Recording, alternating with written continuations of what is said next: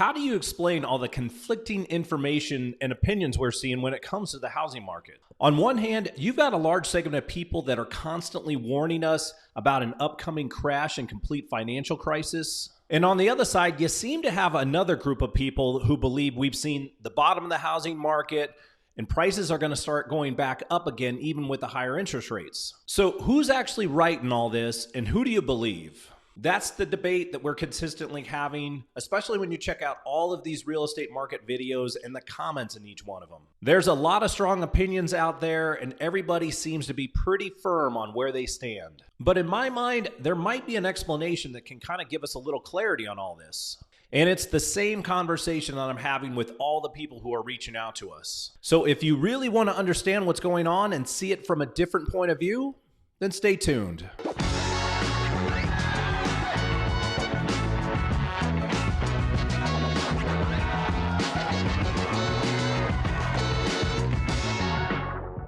So let's just skip the intro today and get right into it, because this is the question that everybody wants to know about.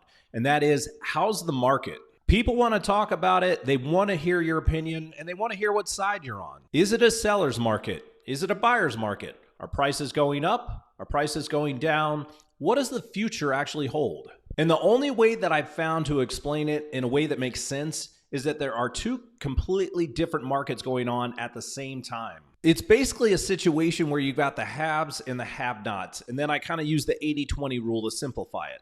On one side, you've got about 80% of the market that has overpriced homes that very few people are interested in.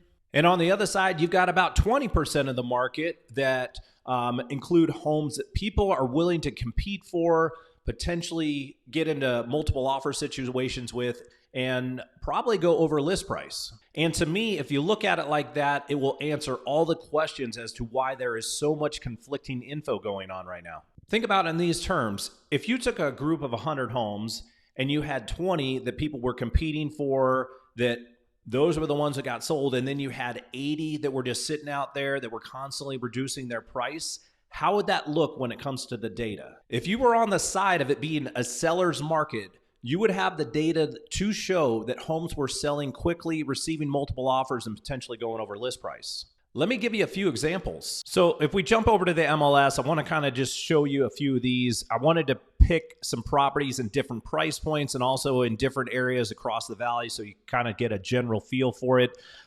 So let's just kind of take a look at a few of them. We've got this one in Peoria, 3-bed, 2-bath, 1928 square foot, listed for $515.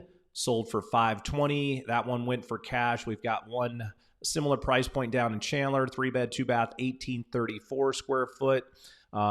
Original list price was $520. Then they ended up going at $530, receiving multiple offers. We've got one in Phoenix, 3-bed, 2-bath, 2350 square foot, listed $525, went for $545. Let's look at Glendale here, $565, going to $580. A lot of these are cash. We're still seeing a lot of cash transactions going on. I don't think these are necessarily investors. We're not seeing the crazy amount of investor traffic, but we still are seeing a decent amount of cash buyers. Here is $575 that went up to $620 here in Phoenix, in the central Phoenix area. Here's a North Phoenix property. This one listed for $600, went for $640. Another cash situation here, 4-bed, 2-bath, 2.5 bath. Let's just kind of look at some of these too, because I want to show you the insides. I mean, you know, this is vacant, clean. It looks like the floor is a little bit of a mess, but it looks like something people can go into and is mostly turnkey after, you know, getting it clean, that type of thing. Not anything too exciting here. I'm looking to see if there is a pool in the backyard. Yes, pool. So, you know, that tends to be extremely popular right now for people who are wanting to go in and get in a pool. Here's one in Chandler, larger house, 5-bedroom, 3.5 bath, 2890 square foot, listed for $669, sold for $710. That was on a loan. Let's look at Litchfield Park here. This is $855. List price, sold price the same for cash. Let's go back into the Arcadia area of Central Phoenix. This is a 3-bed, 2.5 bath, 1955 square foot, This is what Arcadia is seeing right now. You're still getting these prices here listed for $1249, went for $1275. Again, is this cash? This is what you're going to kind of get a feel for when it comes to Arcadia. Some of the style. I mean, this is obviously a very well done home here and very popular for what the area has to offer. Here's a Scottsdale property, 3-bed, 3.5 bath, 2,900 square foot, listed for $1,450, sold for $1.5. Again, another cash deal here. I'm not trying to filter these out just with cash buyers here. This is just kind of filtering through, seeing what's closed recently that has gone over to kind of show you why the data can kind of skew in the seller's direction when you look at these smaller pockets of homes. Now, on the opposite side of that, think about the 80 homes that aren't selling. Those are the homes that are giving plenty of ammunition to the people that believe the crash is coming if it's not already here. And that's because looking at the listing data will oftentimes paint a different picture than what the sold data is telling you. When it comes to days on market, price reductions, original list price, all of those are huge factors. Let's take a look at some of those as well. Okay, so here are some examples of some properties that are not moving, and there's a few different reasons why. There's a few different categories that I've kind of picked out and selected for them. So let's kind of hit this list up here. So I want to show you a few different things. Here's a 4-bed, 2-bath, 2,100 square foot home here in Gilbert. This was originally listed for $600. It is now dropped to $500.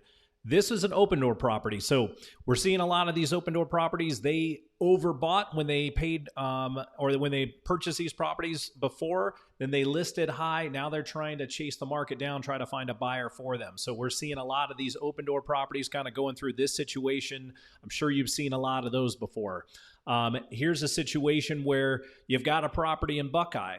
This home is not a bad home. It's just there are so many homes available in Buckeye.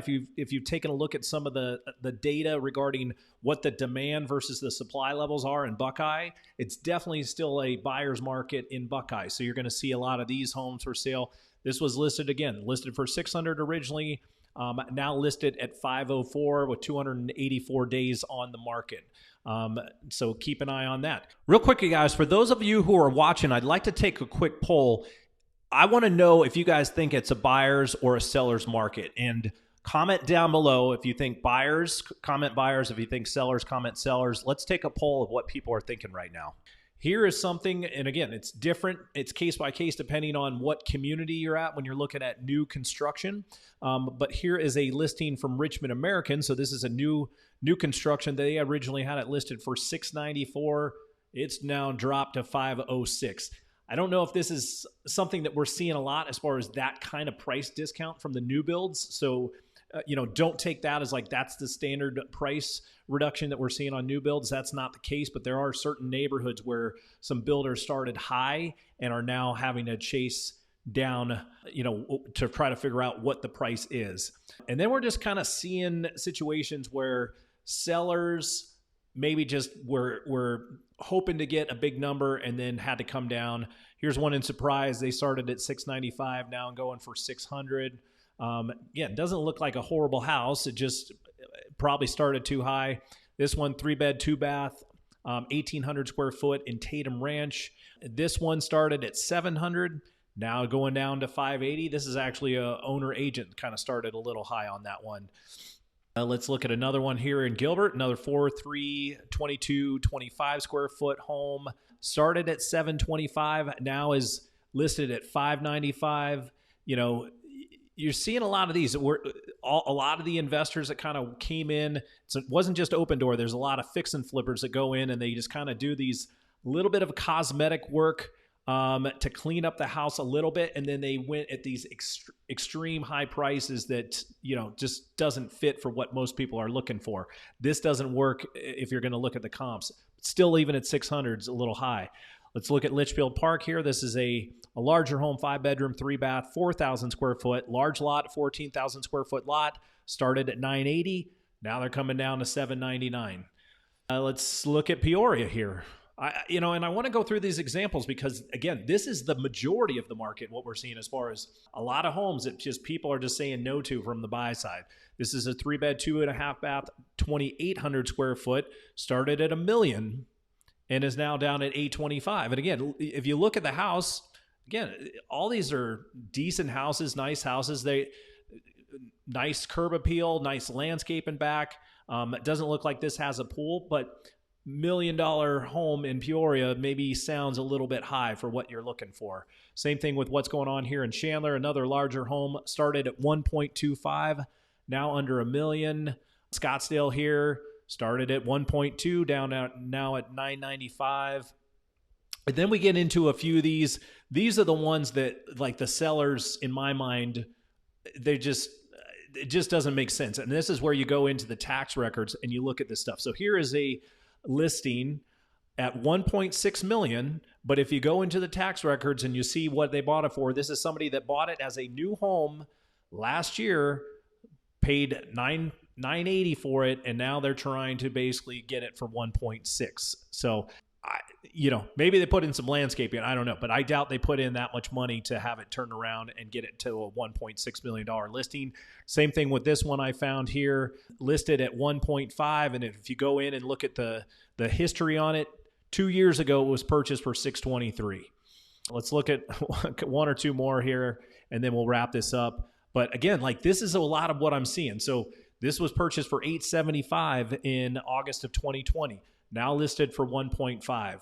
So, when you look at these types of things, these are the things where you're just like, okay, that's just crazy inflated. Why would somebody want to pay those prices, especially at the higher interest rates? And people are just saying no. So what all this boils down to in my mind is that there is no way to generalize this and understand what the future holds, because we've never seen anything like this. And all of the opinions that you're hearing out there are all somewhat truthful and accurate depending on what aspects of the market they're actually focusing on. And at the same time, those opinions might not have any bearing at all on what you are trying to accomplish. So at the same time, those opinions might be completely worthless or false for your particular situation and what you're trying to accomplish. So if you go back to asking the question again, is it a buyer's market or is it a seller's market? I think the really only honest answer is it's both. If you are a seller and you have a very desirable property and there's very little competition for you, it is a great time to sell. And if you are a buyer and you find a property that may have a little bit of challenges, but you find a really truly motivated seller, it could be a great time to buy as well. But the bottom line is sales are down because that is not happening that much right now. There's very few properties that are very desirable, and there's very few motivated sellers that will give you opportunities as a buyer. That's why we're seeing the situation that we're currently in. So what does the future hold in all this? It's very difficult to say, but I do think it is extremely important for you to understand what is going on, understand kind of the ins and outs and all this, really kind of see things from a different angle, see things behind the scenes, so you're not just looking at data that might skew your opinion one way or the other. You really need to kind of have a better understanding of how this is all playing out so you can make the right decision for yourself. If you're looking to make a move out here to the Phoenix area, we're here to help you with that. We're here to help guide you in the right direction when it comes to the craziness of this housing market, and also when it comes to finding the best places and neighborhoods for you to live. That is our goal when we're doing this channel. So if you have any questions, please reach out to us. We're here to help guide you in the right direction. Give us a call, send us a text, shoot us an email, however you want to get a hold of us. We got your back. And until the next video, we'll catch you later.